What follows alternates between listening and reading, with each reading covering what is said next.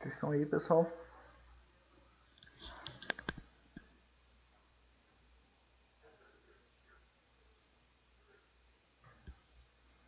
Tá, então bora lá iniciar.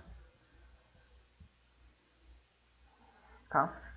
Gente, eu só fiquei um pouquinho preocupado porque nessa última atividade 12 pessoas apenas fizeram. Na última atividade nós tivemos em torno de 17 pessoas que responderam o questionário. Não sei o que está acontecendo, se o pessoal está sem acesso ou alguma coisa do tipo. Tá, mas tenta incentivar um pouco os colegas de vocês aí.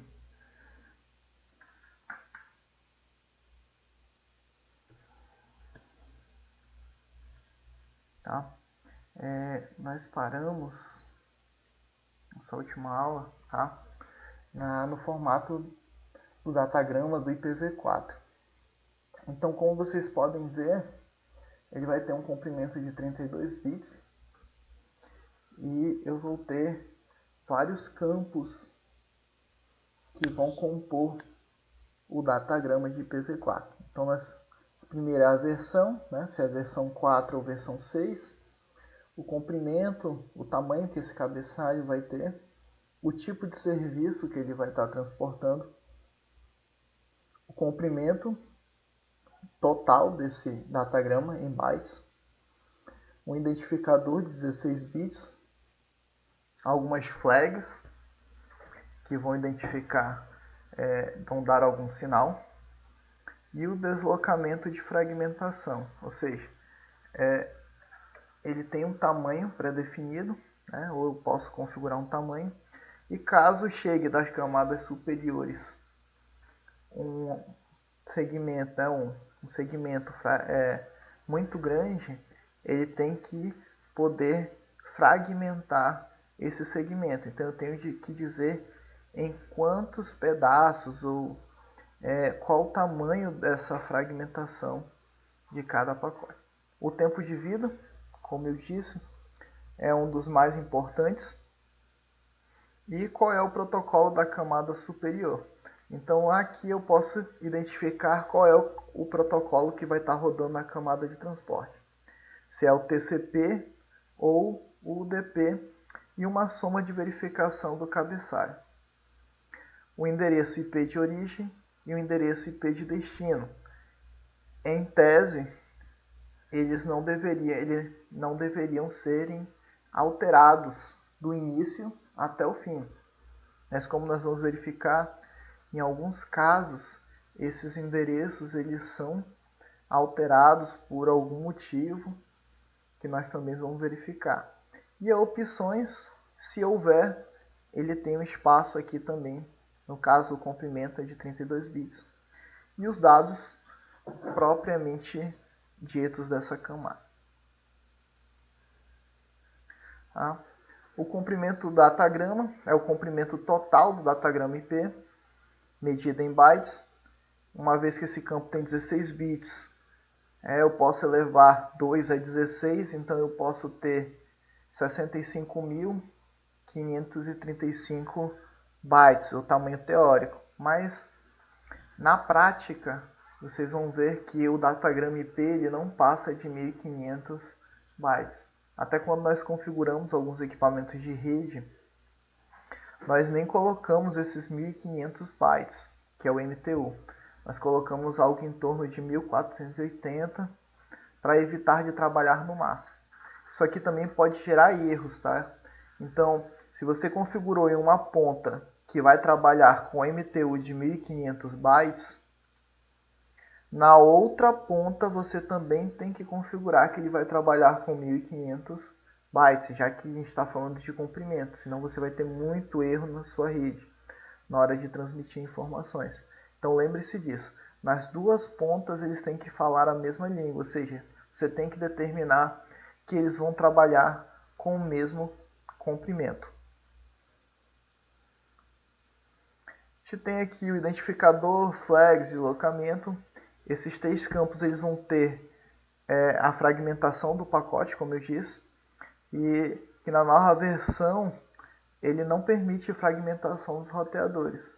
Então na versão 4, assim que o pacote chega no roteador, eu consigo fazer a fragmentação deles, caso o roteador não trabalhe com aquele tamanho. Então ele consegue sim dividir. Já no IPv6 os roteadores não podem mais fazer isso. E o tempo de vida, como eu disse, é uma parte bem importante. Vocês lembram quando vocês estavam estudando fundamentos de rede? Vocês lembram como é que funcionava uma rede barramento? Deixa eu ver se eu tenho uma foto aqui.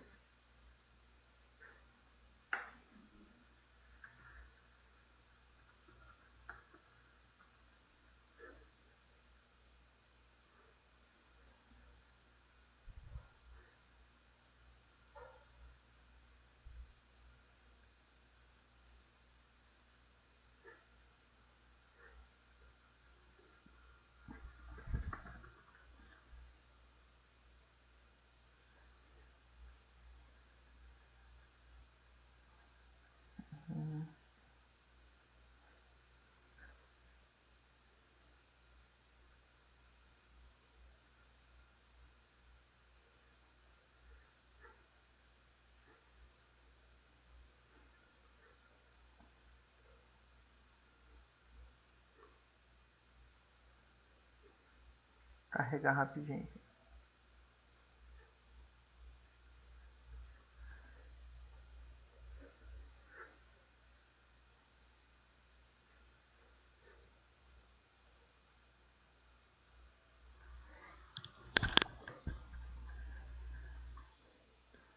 Tá. Isso, tá? Vocês sabem qual é a função desse equipamento bem aqui que a gente tinha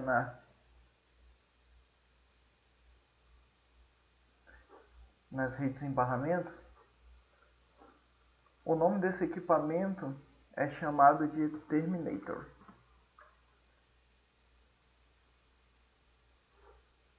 Vocês sabem para que ele serve?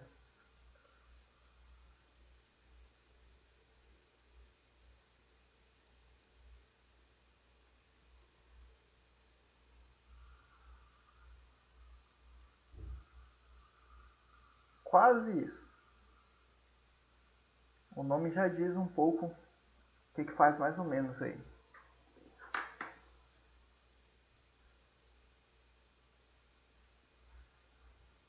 Isso, tá? Ele vai na verdade o seguinte. Nas redes em barramentos, todo mundo estava conectado com todo mundo aqui. Então o que acontecia? Se eu queria enviar um dado para esse computador aqui, desse computador aqui, eu disparava o sinal. Só que o que acontecia? Eu não sabia onde é que esse computador estava, então eu disparava para a rede toda. Então eu disparava para cá e disparava também para cá. No início se tinha muito problema antes de terem esses terminators aqui, porque o pacote chegava aqui, não encontrava ninguém e voltava. E aí, às vezes, esse computador aqui já tinha recebido esse pacote e não aceitava o novo pacote. Então, ele batia aqui no final e voltava de novo. Era o que a gente chamava de pacote fantasma. Então, logo no início dessas redes, quando estava havendo esses problemas, se criaram justamente esses terminadores aqui, os terminators. O que acontecia? Se por acaso um pacote, um segmento aqui, um datagrama, chegasse aqui no final, um frame, né, o que acontecia? Significava que ele já chegou ao final da rede e não encontrou seu destino. Se ele não encontrou seu destino, significa que ele não está ali. Já chegou no final da rede, ele deve estar para o outro lado. Se a gente está trabalhando em uma rede de barramento, significa que um outro dado já foi mandado para esse lado. E aí, o que ele fazia? Ele finalizava esse pacote, ele destruía esse pacote, né? Descartava. E aí ele evitava que eu tivesse um loop de pacote infinito. Agora, Deixa eu só voltar aqui.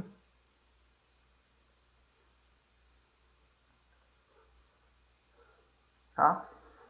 Agora imaginem só. Você tem um computador.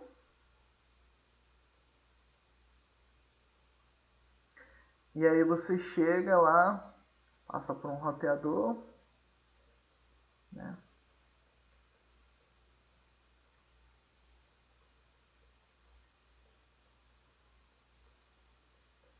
Para chegar em um outro computador aqui.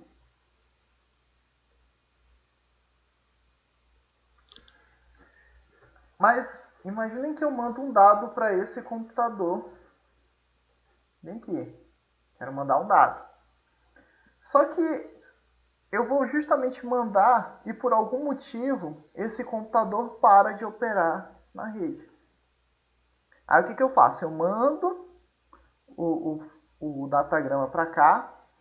Aí esse roteador vai mandar para cá. Aí porque ele vai saber qual é a rede, depois ele vai mandar para cá. Depois ele vai mandar para cá.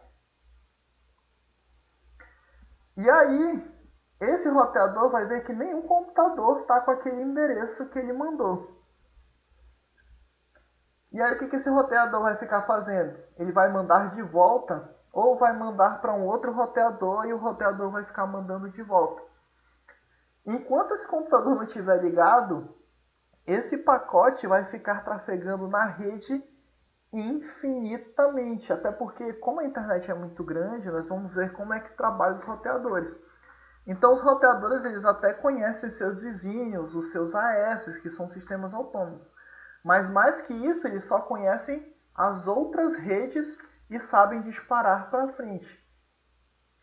E aí o que acontece? Se esse pacote ficar trafegando, o que eu vou gerar na minha rede? Eu vou gerar congestionamento. Por quê? Porque aquele pacote vai ter, sempre estar trafegando, gerando loops e uma série de problemas. Semelhante ao que acontecia lá no barramento, agora ocorre na internet. E aí se criou-se justamente o TTL, que é o Time to Live, que vai ser o tempo de vida do pacote. Então esse pacote ele vai ter um tempo de vida, vamos colocar aqui de 60. E a cada vez que ele dá um salto, ele é decrementado uma unidade. Então ele é enviado para esse roteador, ele é 60. Quando esse roteador vai disparar, ele decrementa decrementa uma unidade desse time to live, ou seja, agora ele já vai ser 59. Esse roteador ele já vai receber o valor de TTL de 59. Ele dispara para o próximo roteador e o que ele vai fazer? Ele vai justamente decrementar mais uma unidade. O que era 60, ou que era 59, desculpa, agora é 58. Esse roteador dispara para o outro. O que era 58, ele vai decrementar 1, agora vai ser 57. Esse roteador vai fazer a mesma coisa. Se ele não achar o endereço, ele vai disparar para um outro roteador, vai retornar essa mensagem, só que cada vez decrementando uma unidade. Quando esse TTL chegar ao número 0, o roteador que receber um datagrama com TTL 0, ele vai simplesmente descartar o pacote. Então, tem uma série de números, uma série de saltos que são configurados. Por padrão, você pode mudar isso no seu sistema operacional. Inclusive, talvez vocês vão ver isso com o professor Ronaro. Que por uma questão de segurança, nós alteramos o TTL. Por exemplo, 128 TTL é igual ao Windows. Então, toda vez que você vê um TTL com 128 ou maior que 64, você já sabe, né? Porque dependendo do ponto que você está na rede, você vai receber um valor diferente. Você já sabe que é o Windows. 64, você já sabe que é padrão Linux. Então, alguns analistas de segurança, eles vão justamente alterar isso. Por quê? Porque quanto mais informação na mão de terceiros, né, de pessoas que podem ser mal intencionadas, mais exposto você vai estar à sua segurança. Então, uma forma de ver isso aqui, gente, deixa eu compartilhar minha tela aqui.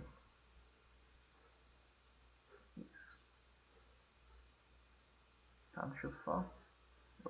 Vou compartilhar. Vou compartilhar só o CMD.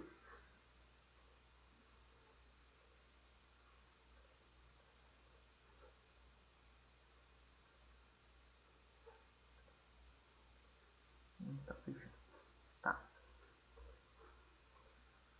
Bora lá. Então, se por exemplo eu der um ping,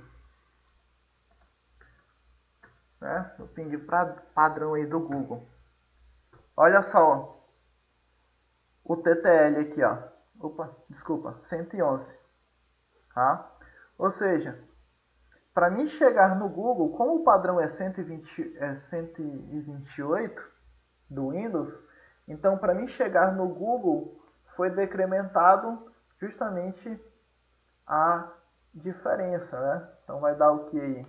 111, 7, ou seja, para mim chegar no Google, eu vou ter que dar 17 saltos.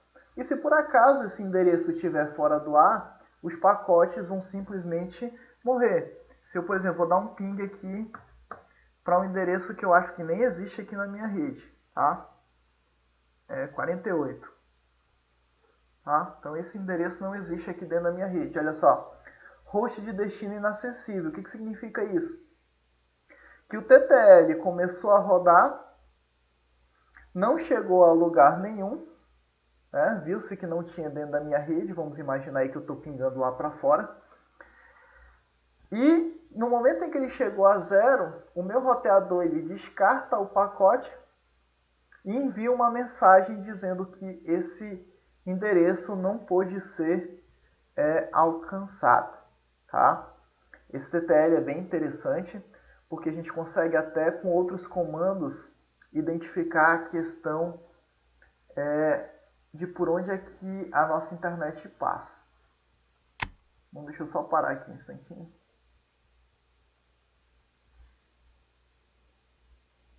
Ok? E, claro, eu vou mostrar aqui outra coisa para vocês. Deixa eu só limpar a tela aqui.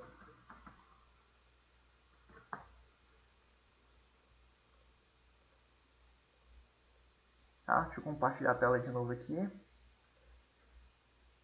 E vocês podem fazer esse teste em casa, tá, gente? O comando no Windows é tracer. No Linux ele vai ser o trace route. Eu acho que agora que o Windows está aceitando o comando Linux, não, ele não funcionou, tá? No Windows é tracer. Então bora lá, vamos supor que eu queira chegar até o Google.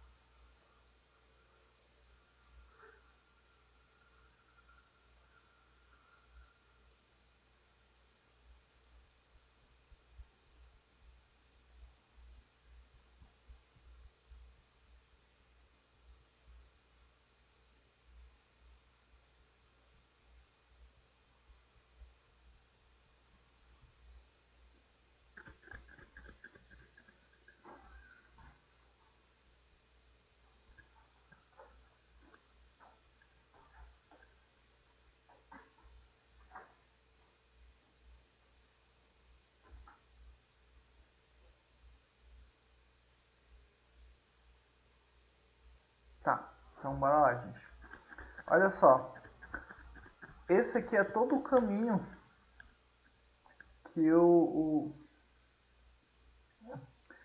que demorou para sair do meu computador, chegar no servidor lá que está hospedado o site do Google, da Google no caso.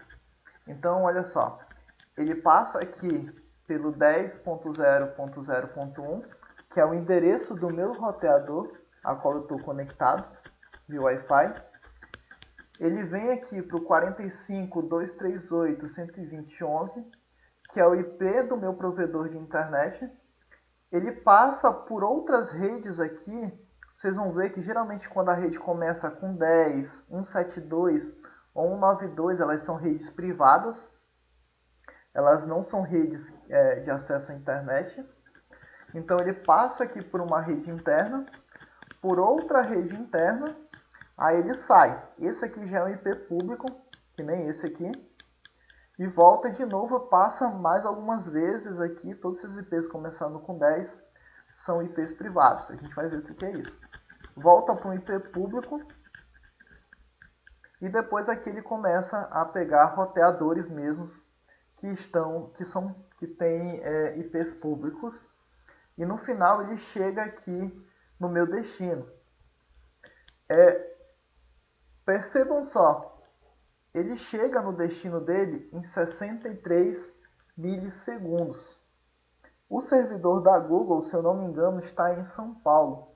É mais legal quando a gente faz isso no IF, porque o nome dos roteadores por onde passam a RNP, que é a internet que a gente usa no IF, tem toda a descrição por quais estados brasileiros eles passam. Então, tu manda daqui de Tucuruí, ele passa pelo Maranhão, Ceará, vai até Brasília, para depois chegar em São Paulo. Mas o que eu quero que vocês foquem aqui é que ele chegou lá em São Paulo, não só chegou, como voltou a resposta para mim, né? Porque vocês viram que quando o TTL morre, o roteador ele tem que me responder.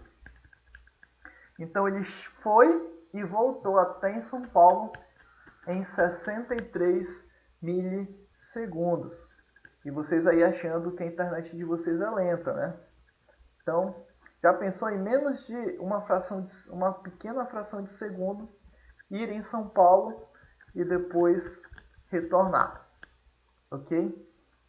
Então, como é que o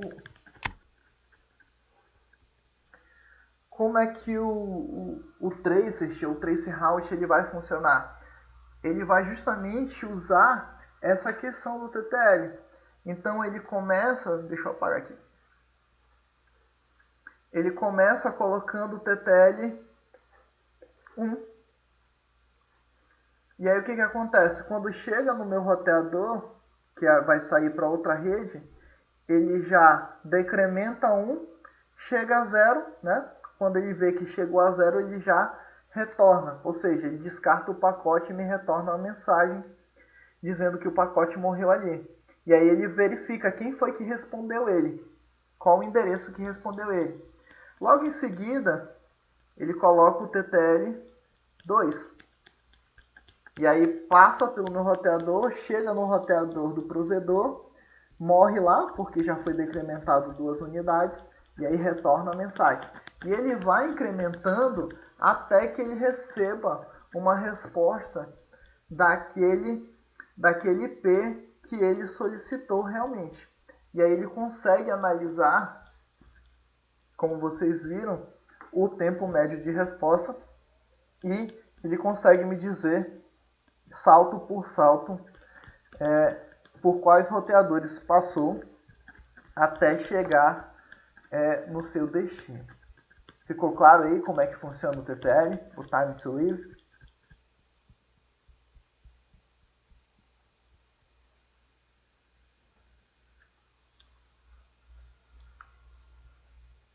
Tá ok.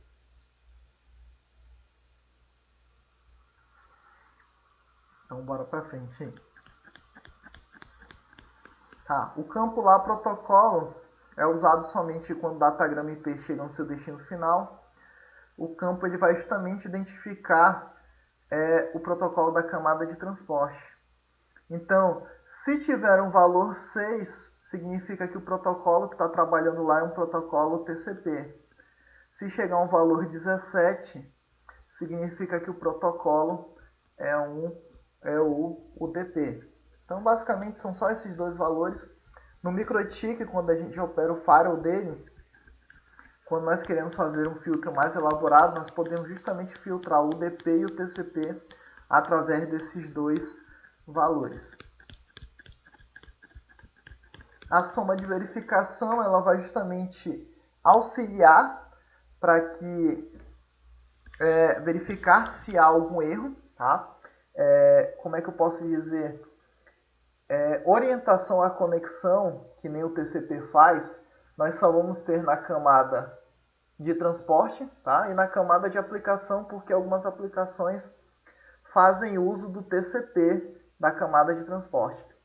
Na camada de rede, nós não temos nenhuma orientação à conexão. Como eu falei na última aula, o sistema que nós trabalhamos é o Best Effort, é o melhor esforço. Então ele verifica se tem erro, mas ele não corrige esse erro e nem pede retransmissão. Se alguém tem que pedir retransmissão, esse trabalho é da camada de transporte.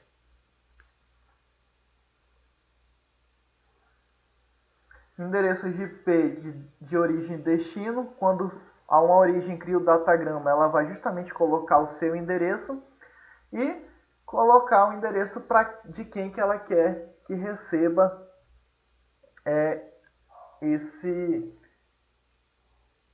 esse datagrama. Tá? Então é semelhante a uma carta. Você coloca lá o seu endereço, né, no remetente e o endereço para quem você quer enviar, que é lá no destinatário. Opções. Permite que um cabeçalho seja estendido. Raramente a gente usa isso aqui. A decisão de poupar sobrecarga. Então, se eu quero estender um cabeçalho, eu vou usar esse campo opções. Né? Mas raramente mesmo se usa esse campo. Tá? A mera existência, na realidade, complica as coisas, uma vez que os cabeçalhos de datagramas podem ter comprimentos variáveis. Não é possível determinar aonde começa. Então, a gente tem todo um problema ali se eu for estender aquele cabeçalho. Lembra lá? Que se eu defino que o tamanho é 1 lá no MTU e do outro lado eu defino que o tamanho é outro, eu começo justamente a ter problemas. Além disso, como alguns datagramas podem requerer processamento de opções e outros não, o tempo necessário para processar um roteador pode variar bastante. Então, na dúvida, é melhor não utilizar. Vocês vão ver que esse campo aqui, quando a gente vê no final sobre o IPv6, que esse campo aqui some e aí nós podemos acrescentar em outro lugar, dizer que nós queremos estender e tudo mais de uma maneira bem mais simples, mais enxuta. O dado é a própria carga útil, o que você quer enviar. Então, só existe redes porque a gente tem que trafegar dados, do mesmo jeito que só existe os segmentos, datagramas, porque nós precisamos enviar dados. Tá? Nós temos a fragmentação, nem todos os protocolos da camada de enlace podem transportar pacotes do mesmo tamanho. Então, alguns protocolos podem transportar datagramas grandes, a passo que outros apenas pacotes. O Ethernet, que é o padrão, ele sempre vai estar limitado a 1500 bytes por datagrama. Enquanto os quadros de enlace de longa distância, tá? Geralmente rede sem fio, no caso, levando para as redes celulares, redes móveis, eles não podem conter mais do que 576 bytes. Por quê? Porque nas redes sem fio de longa distância eu tenho uma taxa muito maior de erro. Inclusive na rede sem fio propriamente dito, as taxas de erro são bem maiores do que a rede cabeada. Então, se eu tenho pacotes maiores, maiores as chances de erros. a quantidade máxima vai ser justamente o MTU. Então, quando você quer configurar lá os 1500 ou os 576 ou algo em torno disso, sempre vai ter a opção lá no seu roteador, no equipamento que você está acessando, que vai estar lá MTU, e aí você vai colocar a quantidade. Isso aqui já deu alguns problemas na época que eu trabalhava na UEPA, porque lá na ponta do Navega Pará se trabalhava com 1480, mas não sei por que a antena que eles tinham configurado estava com 1500. Tá? Então aqui tem a fragmentação, ó, chega um tamanho, o roteador não consegue suportar esse tamanho, então ele divide para conquistar. Chegando na outra ponta, ele monta esses datagramas. E aí a gente chega na parte mais interessante, eu poderia dizer, tá? Que é o endereçamento IPv4. A fronteira entre o hospedeiro e o enlace físico, a gente dá o nome de interface. Como todos os hospedeiros e roteadores podem enviar e receber datagramas IP, o IP exige que cada interface tenha seu próprio endereço IP. Tá? O endereço IP ele vai ter um comprimento de 32 bits ou 4 bytes, mas quando vocês forem ver, geralmente nós referimos ao endereço IP como 32, e vocês vão entender por que na hora da gente ver a parte de endereçamento.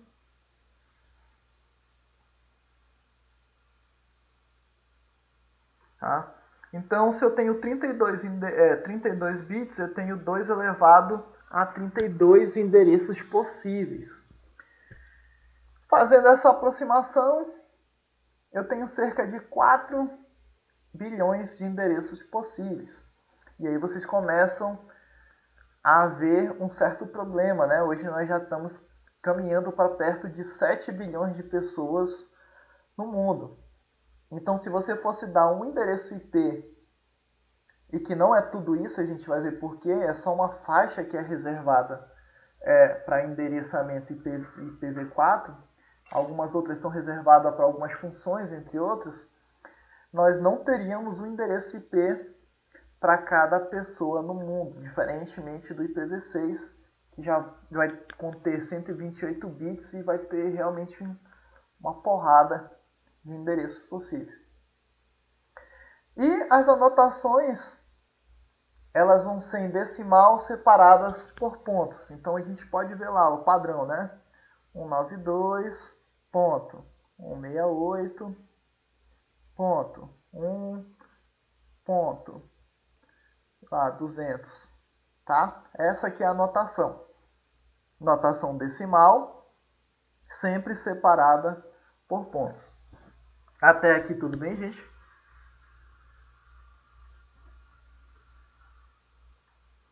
Tá, vou precisar que vocês prestem bastante atenção, porque essa parte ela não é difícil, mas ela requer realmente bastante atenção, a parte que vem de segmentação.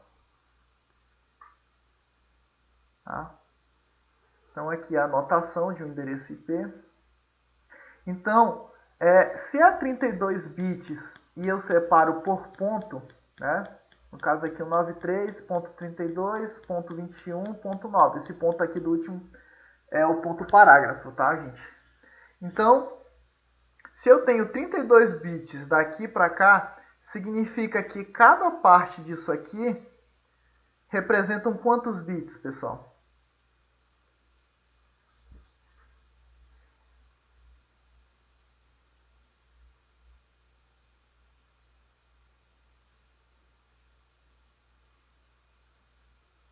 Ah, alguém chuta aí?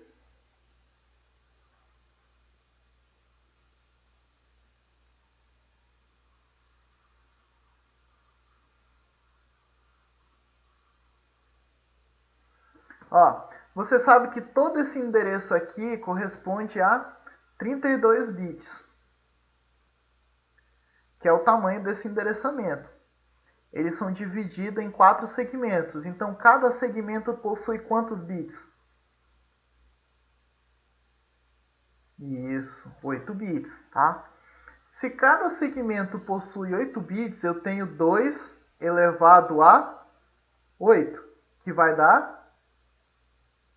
Bora ver se vocês estão bons de conversão aí.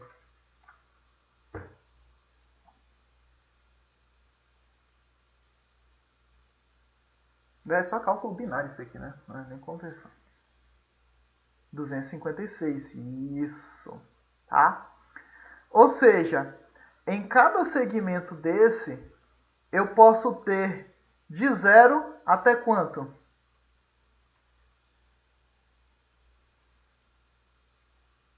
255, tá? Porque se eu levar em conta o número 0 até o 255, eu tenho 256 números, tá? Em informática, a gente sempre começa a contar a partir do 0. Então, sempre vai ser 255. Então, no máximo que vocês vão ver o número aqui é 255.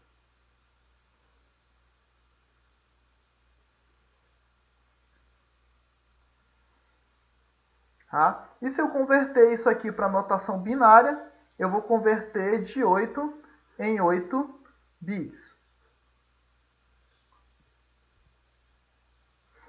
Cada interface e roteador da internet tem um endereço IP globalmente exclusivo, exceto o NAT. A gente vai ver isso mais para frente. Contudo, os endereços não podem ser escolhidos de qualquer maneira. Tá? Uma parte de endereço IP de uma interface será determinada pela subrede a qual ele está conectado.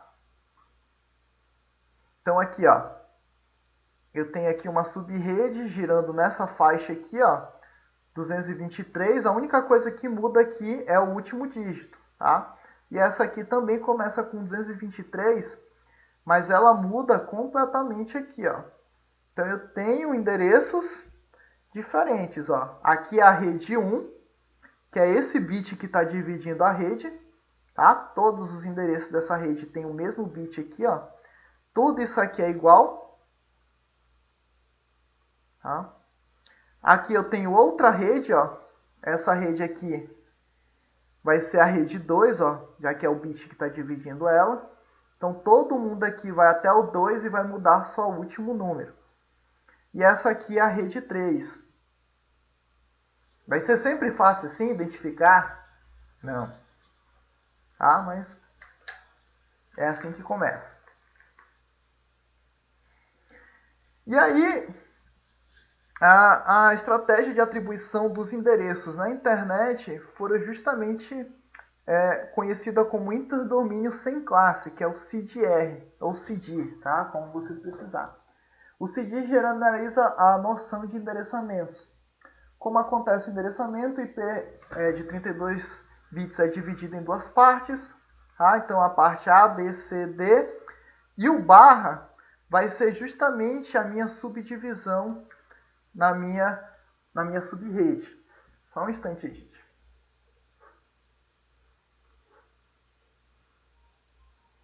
Deixa eu só salvar aqui uma imagem para carregar.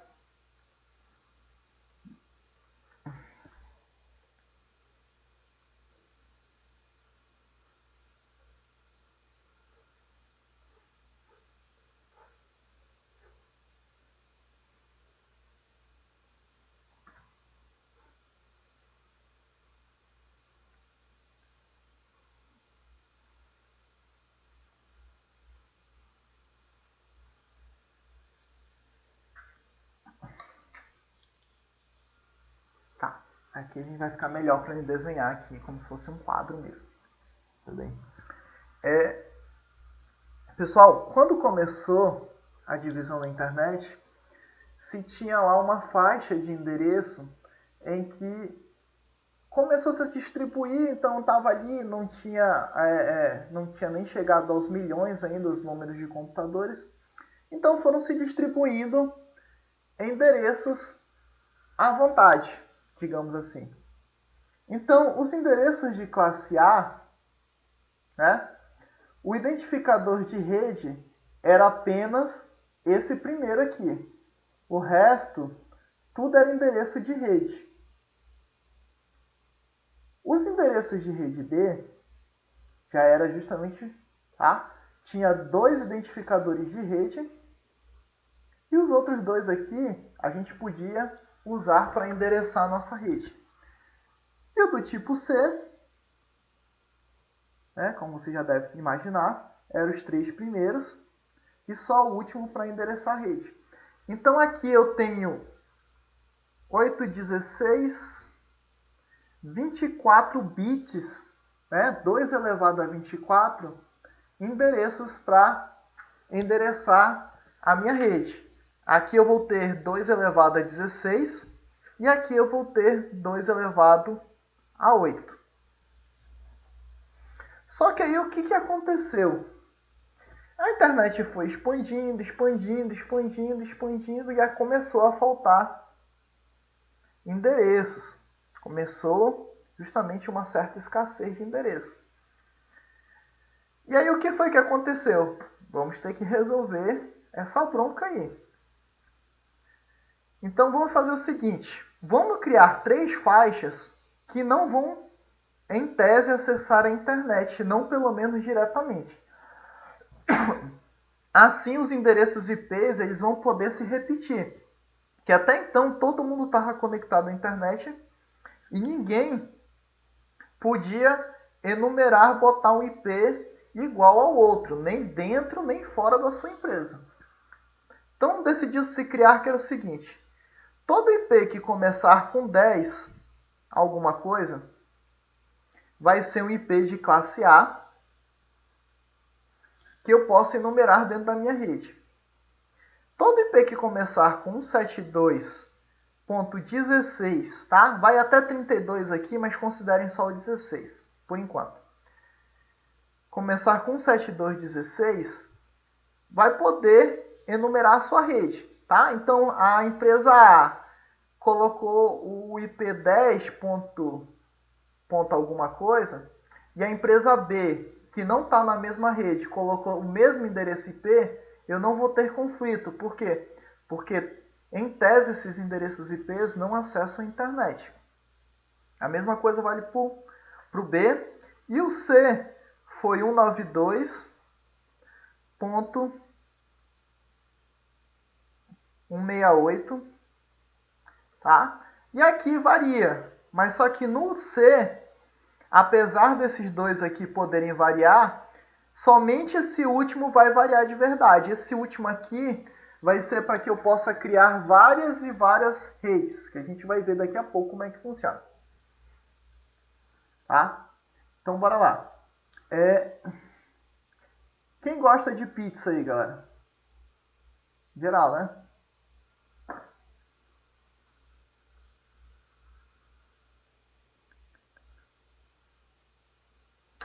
Qual é a vantagem da pizza, gente?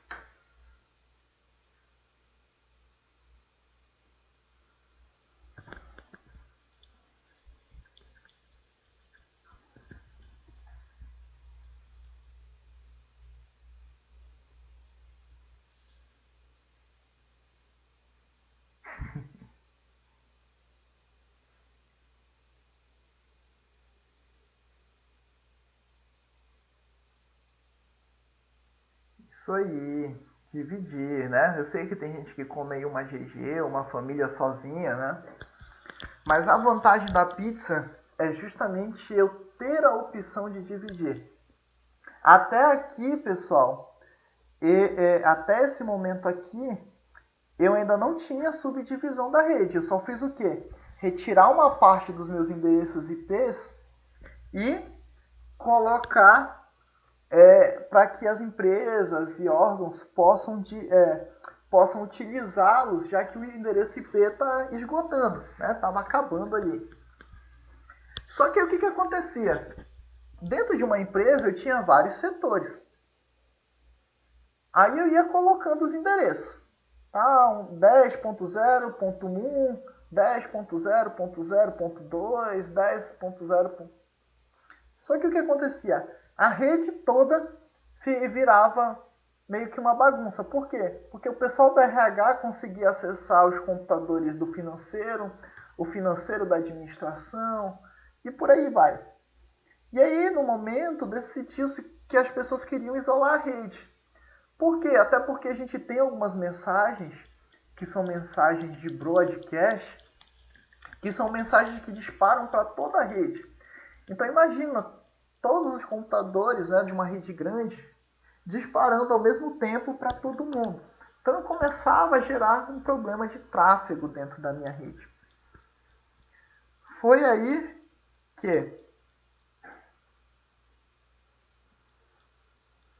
decidiu-se justamente criar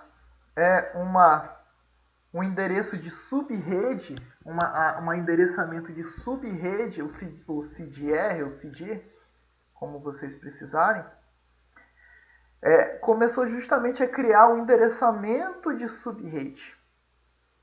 Que era o quê? Eu pego uma rede inteira, por exemplo, uma rede de classe C, ela tem 2 elevado a 8. 2 elevado a 8 dá 256, como a gente viu. Endereçamento. Só que, cara, na minha rede eu tenho o quê? 40 computadores? 100 computadores? Então eu nem vou aproveitar todo esse endereçamento.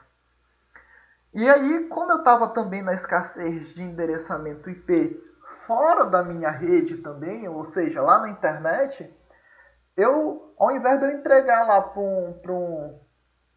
uma empresa lá, eu entregar um bloco com 256 IPs válidos, eu entrego lá, 128 endereços IPs válidos na internet para aquela pessoa. Às vezes ele vai ter o quê? 2 servidores que se conectam direto à internet.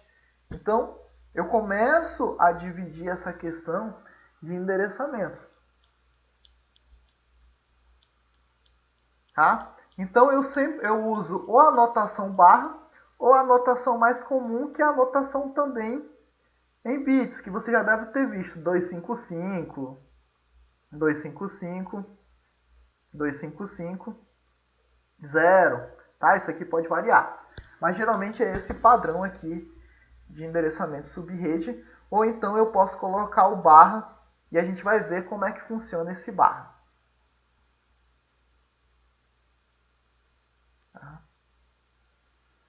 Então, antes da adoção, os tamanhos da parcela eram muito limitados, 8, 16 ou 24, que era aquele endereço de classe A, B e C. Eu não tinha como dividir mais do que aquilo, tá? Era limitado.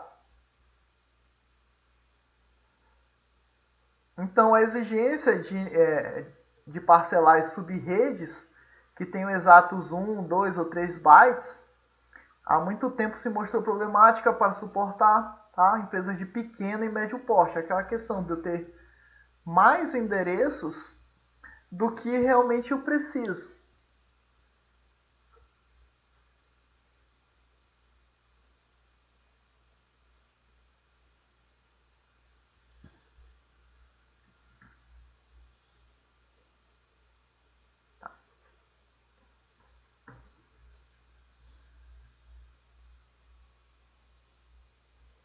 Só aguardar aqui a gente voltar a conexão. Bora voltar aí, tá? Então aqui, ó, classe A vai de 1 a 127. A máscara de subrede padrão vai ser essa aqui, ó, 255.0.0.0. E aí ela vai ter justamente 126, ou seja, se vai de 1 a 127, eu tenho 126 redes possíveis. Já que só o primeiro aqui, ó, essa parte aqui, é que determina a rede. Então, de 1 a 127, eu tenho 126 redes. O resto todo vai ser número de endereçamento, ou seja, eu tenho a possibilidade de endereçar mais de 16 milhões de máquinas dentro de uma rede. A classe B, que vai de 128 a 191, os dois primeiros octetos vão ser reservados para a rede. Então eu vou ter mais de 16 mil redes e por volta de cada rede dessa eu vou ter um pouco mais de 65 mil hosts. A máscara vai mudar. A classe C vai de 192 até 223, vai reservar 3 octetos para a rede e um só para host. Eu tenho uma possibilidade de mais de 2 milhões de redes e 254 endereços por rede. Tá? A classe D e E, uma é experimental e a outra é de multicast, que a gente vai ver mais para frente para que serve.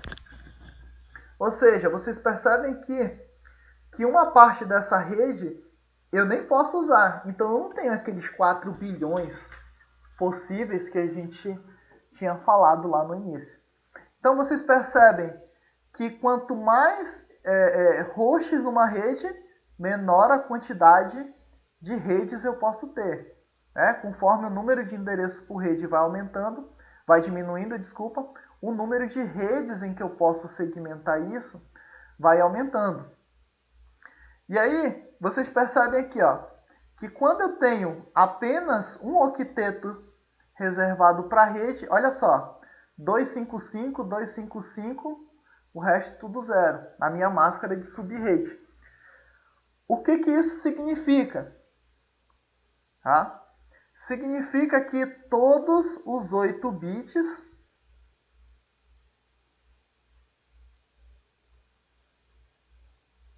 são 1 e todo o restante são 0 e assim por diante, tá, gente? Aqui, como são duas partes reservada para a rede, 255, 255, significa que essa parte aqui já é tudo 1 na hora de eu configurar. E deixa eu ver se eu abro aqui só para mostrar para vocês aonde é que a gente configura isso aqui.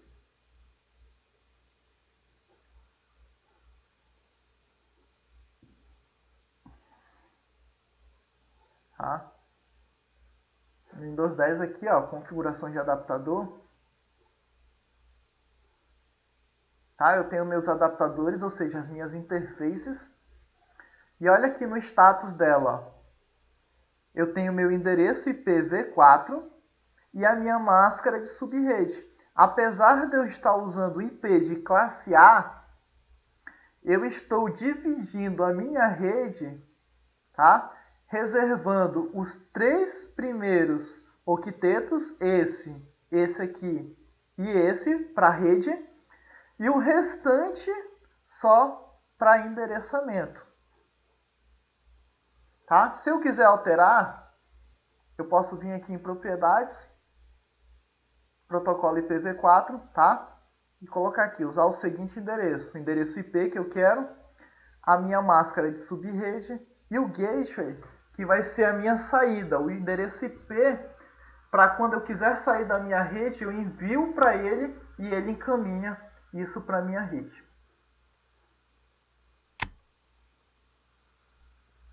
Então, tá? E aqui, vocês perceberam que... Por que tem o -2 aqui? Alguém que já fez o técnico ou que conhece um pouco mais da área, entende por que tem o -2 aqui?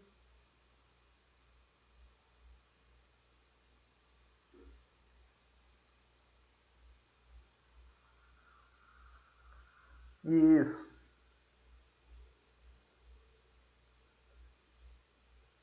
Tá? Porque é o seguinte, tá? Toda rede que eu tiver, o primeiro endereço sempre vai ser um endereço de rede. Ou seja, o endereço que identifica essa rede. E o último endereço, falta um L aqui, vai ser o endereço de broadcast.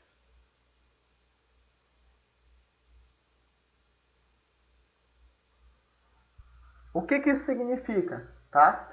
Que toda vez que eu quero disparar uma mensagem para uma outra rede, eu vou usar esse endereço de rede aqui. E toda vez que eu quero disparar uma mensagem para todos os hosts da rede, ou seja, todas as máquinas, eu, ao invés de disparar o IP sequencialmente para cada um, eu disparo para o endereço de broadcast. O que tiver entre o primeiro endereço E o último endereço vai ser justamente os meus hosts na rede. Então, eu não tenho, apesar de eu ter lá uma rede de 256 endereços possíveis, eu não tenho aqueles 256 endereços, isso no IPv4. Eu sempre tenho que reservar o primeiro para a rede, ninguém pode usar um endereço de rede, e sempre tenho que reservar um endereço de broadcast. Ninguém pode usar o endereço de broadcast.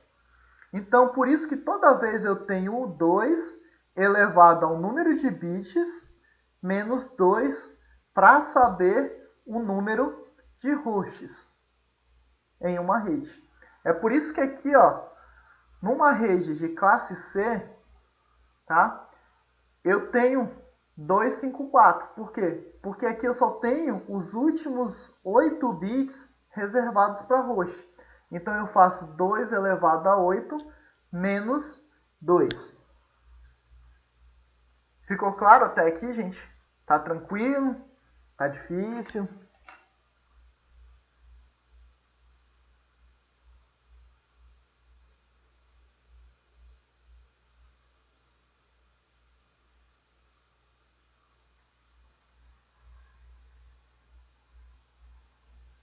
Tá, bora ver se a gente consegue clarear aí um pouquinho mais aí. Deixa eu ver aqui qual é o próximo slide. Tá? Uhum. Tá, então bora lá. Aqui os octetos, tá, gente? Ó, a classe A, tá? Isso aqui eu não estou falando de endereço IP, eu estou falando de máscara de subrede, por enquanto. Então, a classe A vai ter 255, tá? 0, 0 e 0. Por quê? Porque aonde eu coloco 255 na minha máscara de subrede, significa que eu estou travando aquela parte para a rede, tá? O resto que tiver 0, eu estou colocando isso liberando isso para host. Aqui nós temos aqui mais um exemplo de como é que funciona, tá? 255, 255, então aqui é classe A. A primeira parte é reservada para a rede e o resto para host. Classe B, primeira e segunda parte reservada para rede, desculpa, e o resto para host. A classe C, a mesma coisa, tá? 3 para rede. Então, se eu perguntar lá, qual é a máscara padrão de uma classe B? Aí vocês vão lembrar, classe B são duas para host. São duas para host e duas para rede.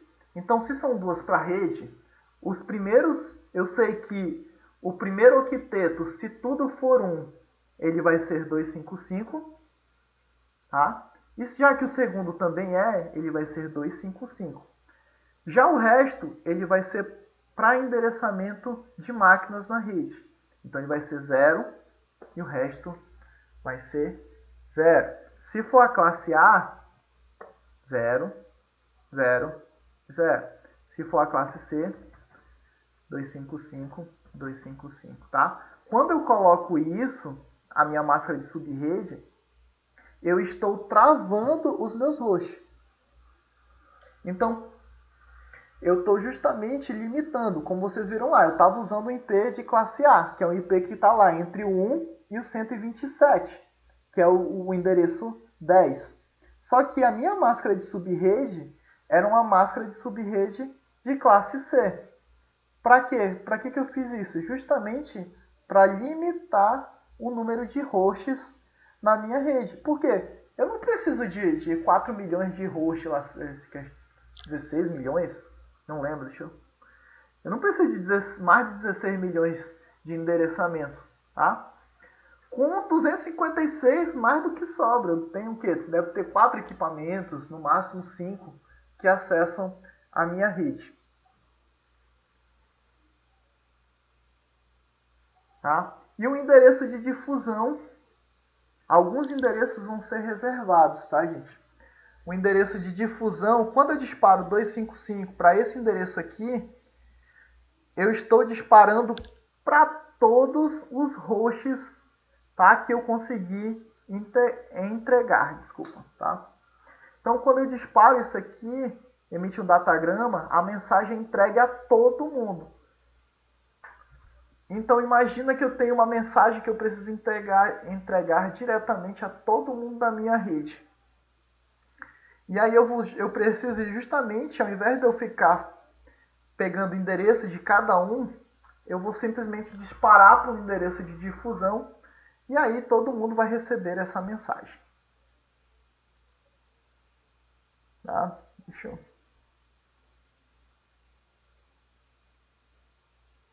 E aqui os intervalos, tá, gente? Como eu falei, deixa eu lembrar aqui. Opa. Aqui são os intervalos, tá? Como eu falei, no início se distribuía endereços IPs à vontade, só que começou justamente a faltar endereços. E aí o que aconteceu? Se viram a necessidade de se criar endereços, por quê? Porque tinha rede que nem precisava, tinha computadores que nem precisavam acessar a internet naquele momento. Então se criou justamente intervalos que são endereços privados. O que significa, gente? Que se por acaso algum desses endereços aqui chegar em um roteador na internet, o roteador vai simplesmente descartar esses pacotes. Lembra lá que ele verifica o endereço de origem e o endereço de destino. Então, toda vez que chega um endereço desse no roteador, ele simplesmente já é programado para descartar esses pacotes, tá? Então, o intervalo lá de classe A, que a gente viu, ele vai de 10.0.0.0 até o máximo. 10.255.255.255. Esse /8 é a quantidade de bits. Lembra lá, endereçamento IP, 4 octetos de 8 bits. O endereçamento completo tem 32, mas são divididos em 4 octetos. Isso aqui significa que apenas o primeiro octeto é reservado para a rede, ou seja, os 8 primeiros bits, que correspondem a isso aqui, são reservados para a rede. 172 até 172.31.255 vai ser os endereços privados de classe B. Os 12 primeiros endereços, os 12 primeiros bits da rede são reservados para a rede, tá? Então é por isso que ele vai variar de 16 a 31 aqui. Ah, professor, mas 12 não dá. Não dá 2 octetos, dá 1 octeto e pouquinho. Isso mesmo, a gente vai ver por que acontece isso.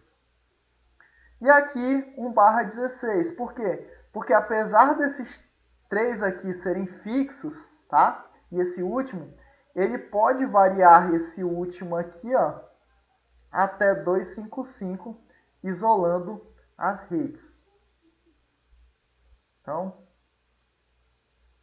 e o IP público, ele vai ser um IP que pode ser identificado na internet. Tá? Opa, já passei até demais. Tá, bora lá voltar à história da pizza. Tá. Bora lá, gente. Então, como a Tânia acertou aí de segunda, né? A vantagem da pizza é justamente poder dividir essa pizza. Tá? Não ligue para o desenho aí, que o desenho realmente é complicado. Mas imaginem só, eu sei que tem gente aí que parece que estava passando no presídio e come aquela pizza GG sozinho, come peixe tudo, né? Tem gente aí que erra lá. Mas assim, e come a pizza sozinho. Então imagina que o cara que come a pizza sozinho, ele seja justamente uma empresa que vai usar todos aqueles endereços lá, da classe A, ou da classe B, ou da classe C. Então ele não precisa dividir a rede. Mas imagina aí que a gente tem gente que come feito um passarinho. Né? Então, assim, qual é a ideia disso? É justamente poder dividir essa pizza. Então, imaginem que essa pizza toda aqui... Deixa eu desenhar a calabresinha aqui. Então, imaginem que essa pizza toda aqui, de calabresa, seja justamente uma pizza que tu não dá conta de comer ela toda. E essa pizza aqui vai representar o quê? O nosso endereçamento. Então, imagina que a gente vai pegar um endereçamento IP lá 192.68.88, né, .0 barra 24. Se vocês dividirem 24 por 8, vai dar 3. Ou seja, o que significa isso? Que os três primeiros octetos da minha rede são reservados para a rede e o último, tá, para roxo. O que significa dizer isso? Tá? Nós vimos lá que se eu tenho apenas 8 bits para a rede, eu tenho quantos endereços, gente?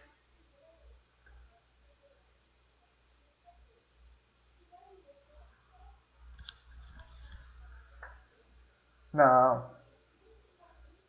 2 elevado a 8 dá quanto? Lembra lá, olha, aqui eu tenho 24. Para 32 faltam 8. Então eu tenho 2 elevado a 8 endereços possíveis.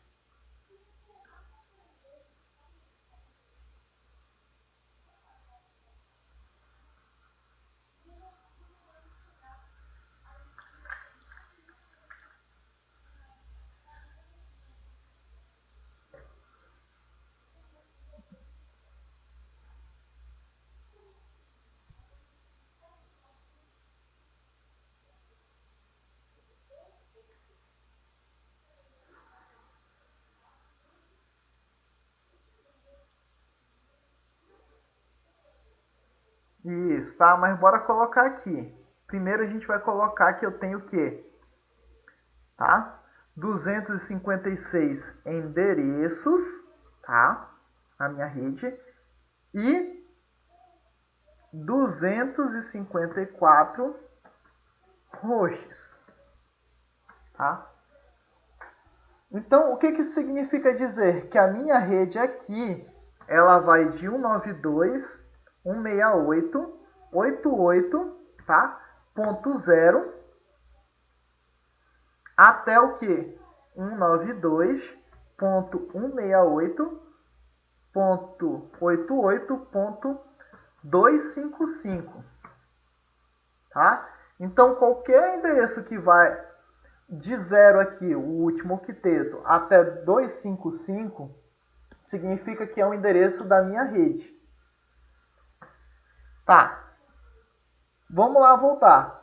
O primeiro endereço é o endereço de rede. Então, qual é o primeiro endereço dessa rede?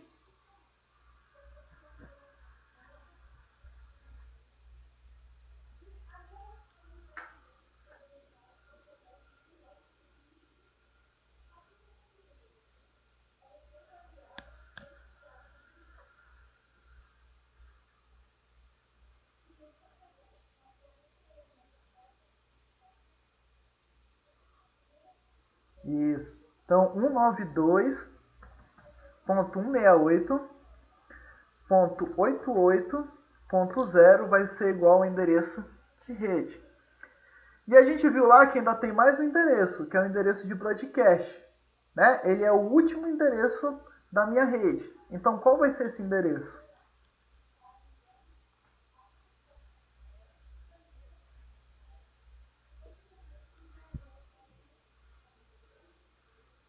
Então vai ser 192.168.88.255.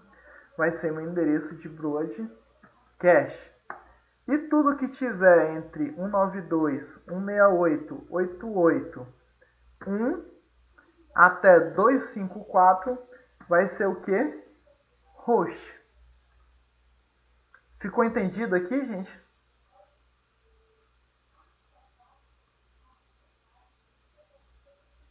Tá.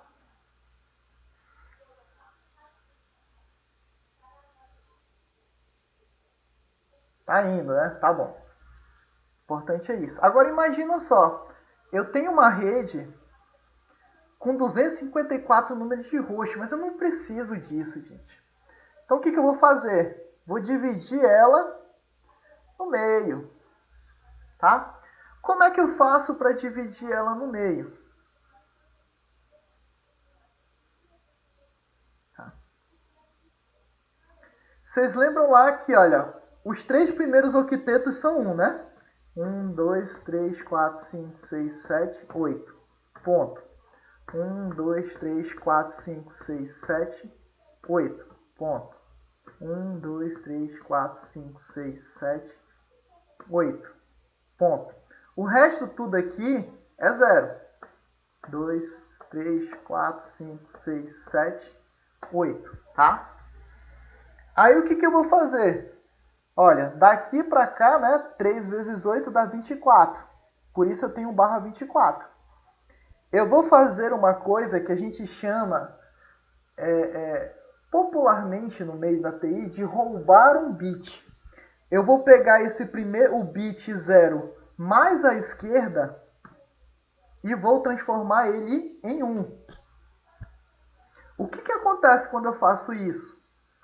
A minha máscara de subrede, ela vai ser agora 255, 255, 255, ponto quanto, gente, agora?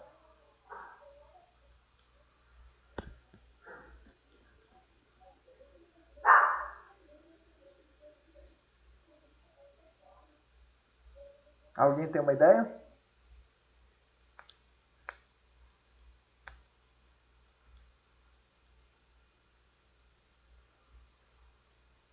Isso, 128. Tá? E agora, gente, bora lá. A minha rede, ela vai ser uma rede 192.68.88.0/25. Por quê? Porque eu agora tenho 25 bits reservado à rede. Quando eu dividir ao meio, o que vai acontecer? O primeiro bit vai ser o 0, ou o primeiro endereço vai ser 0, tá? E agora eu vou ter o quê? 7 endereços só para o meu host. 2 elevado a 7 dá quanto, gente?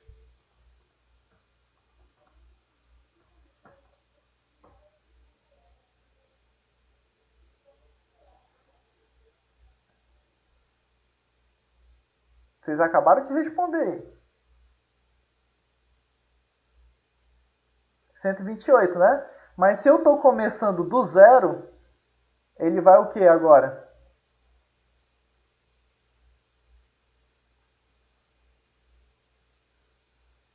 Isso, 127.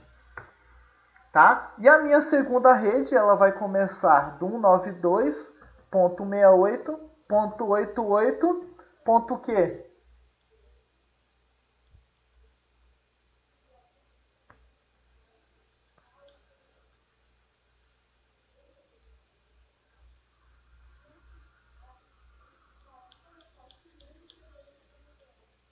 Não. Eu dividi a pizza no meio.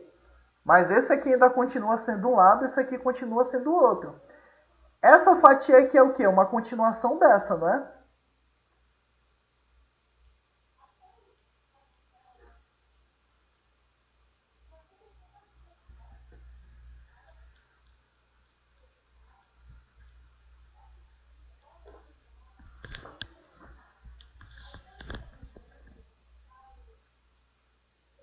Cento e vinte e oito, continuação. E vai até quanto, gente?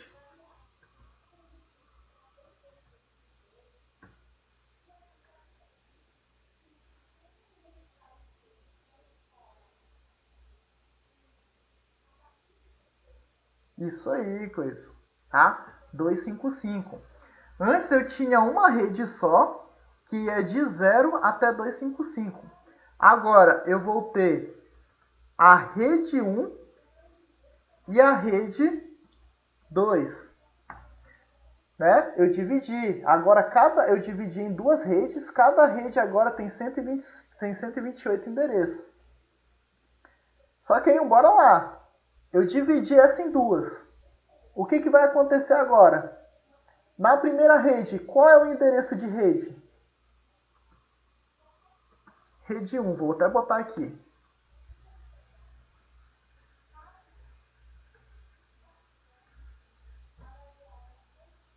Isso, 192.168.880. E a rede 2?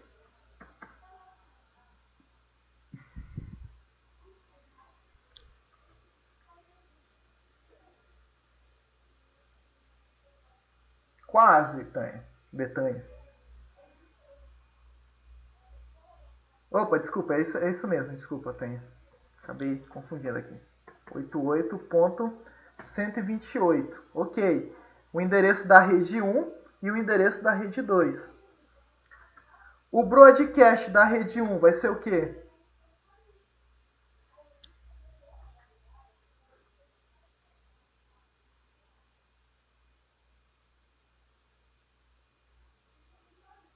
Isso. 192.168.88.127. E o broadcast 2?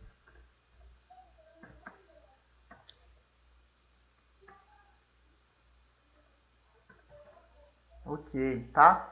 O que eu fiz? Quando eu segmentei essa rede, olha só, antes de eu segmentar essa rede, o IP1, né, o IP com final 1, se comunicava com o IP com o host 254 com final. Agora mais não. O IP1 só consegue se comunicar até o host que está enumerado com o IP 126. Eu subdividi essas redes. Só que o que acontece? Quando eu subdivido essas redes, eu crio o quê? Eu crio mais dois endereços de rede, mais dois endereços de broadcast. Ficou entendido como é que funciona?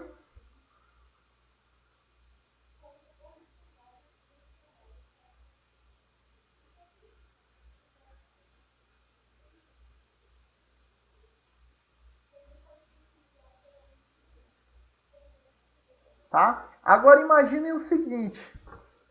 Eu vou dividir essa pizza de novo. 4 partes agora. O que eu faço agora? Eu transformo esse bit aqui em roubo mais um bit. Aí agora eu vou ter o quê? 1/26. E aqui embaixo eu vou ter o quê? 255, 255, 255, 192, que é convertido aqui, tá? Esses dois bits uns aqui, 92. E agora eu vou ter o quê? 4 redes. Cada vez que você toma um bit, você dobra a quantidade de redes. Então, na primeira eu só tinha uma rede, eu fiz duas. Agora eu tinha duas redes, eu dividi mais ainda, eu criei 4. Se eu dividir mais uma vez, eu vou criar 8. Tá? E assim sucessivamente. E o número de endereços de rede e o número de endereços de broadcast também vão aumentar na mesma proporção. Tá, pessoal? Espero que não tenham fritado muito a cabeça de vocês. Eu vou deixar um exercício, tá? Eu vou enviar para a Tânia esse exercício. E aí vocês vão treinando. Qualquer dúvida, não hesitem de me perguntar, tá, gente? E realmente, porque realmente isso aqui de primeira é ruim, mas assim, é prática. Isso aqui funciona realmente na prática, gente. Tá? Isso acontece muito na vida real.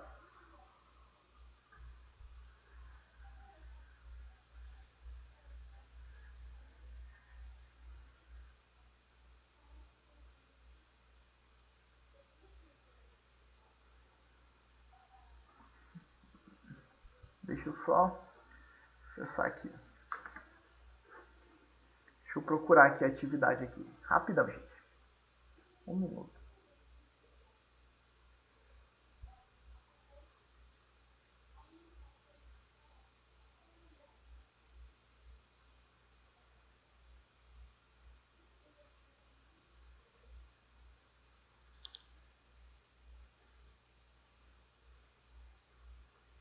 Essa mesma aqui.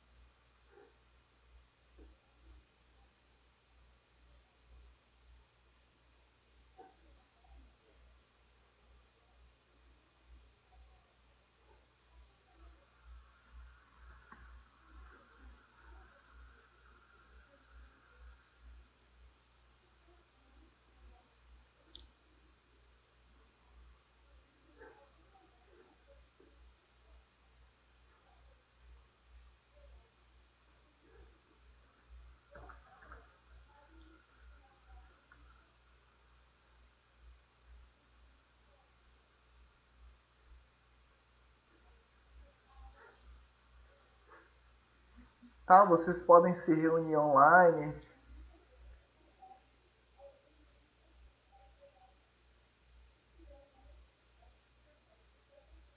Eu entendo, gente, é complicado. Tá, eu passei aí pra Tânia aí, o coisa vocês podem se reunir online, tá? Não vão fazer tirar aquela foto e dizer que é TBT, que aí eu vou denunciar vocês.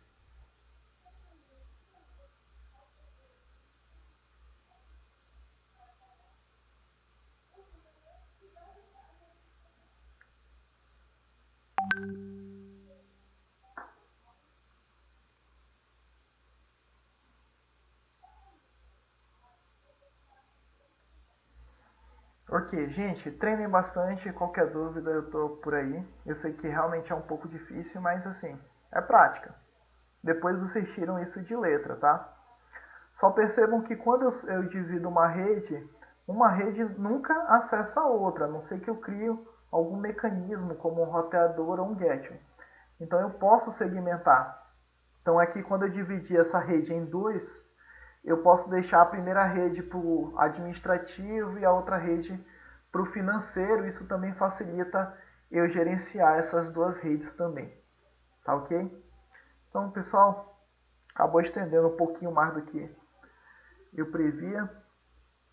Mas é isso aí, tá?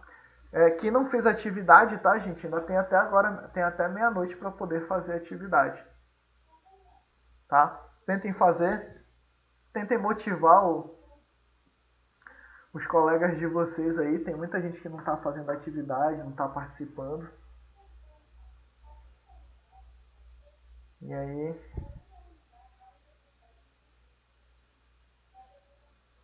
tá? Então, no mais, gente, boa noite. Até a próxima.